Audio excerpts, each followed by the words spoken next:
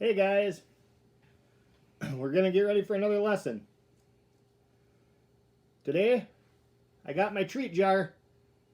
We're going to get a special treat. So I'm going to ask your parents that after this lesson, you allow my kids to have a special treat. I love giving you guys treats. For today's lesson, we're going to do a little bit of review. So can anybody remember what the dark heart was for? Yeah, it reminds us of our sinful hearts and our sinful nature. In Romans 3:23 it says, "For all have sinned and fall short of the glory of God." And then we have our shiny heart, which reminds us of Jesus' sinless heart. And that's what we'd like to be like. All right, so I got the darkened heart here. And God has decided that the right punishment for sin is death. So I'm going to put the sinful heart over me because I'm a sinner. And in Romans 6:23 it says, "For the wages of sin is death."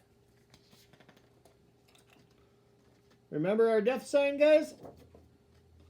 All of us deserve death. Do you remember the only person who had a perfect and sinless heart? That's right, only Jesus did. Sometimes we forget that we ourselves are sinners. Sometimes we only see the sin in other people. For example, we might say, "Look at Bob. Did you see the bad thing that he did? He was really mean to his little brother."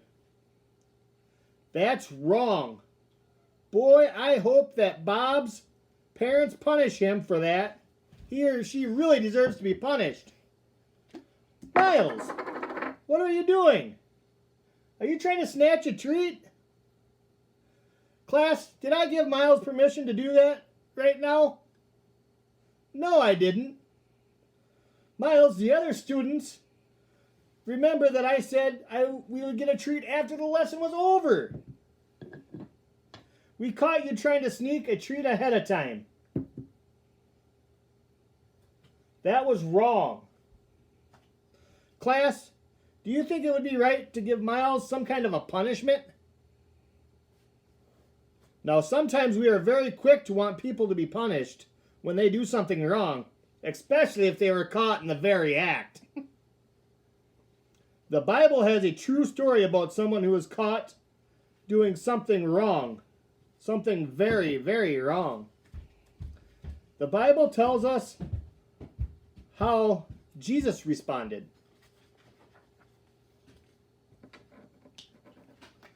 This story is in John 8, 1 through 11, if your parents would like to read it to you.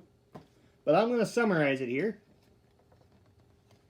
So, the teachers of the law brought a woman to Jesus who had been caught doing something very bad. Now, according to God's law, which is what do we remember, guys? The 10 Commandments. This woman broke one of the 10 Commandments. Now, that was God's law. She had done something very sinful. According to God's law, she deserved to be punished. The law said that the punishment for this sin should be for people to throw stones and throw them at her until she died.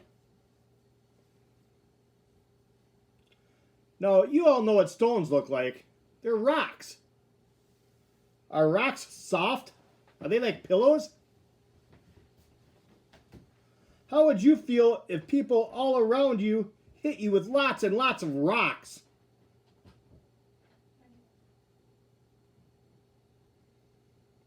You wouldn't like that, would you? It would hurt. How would you feel if people were all around you and you had no place to run and hide? Do you think the woman was very scared about what was about to happen to her? Rocks are hard. She had been caught sinning. As soon as she was caught, she knew the punishment would be death.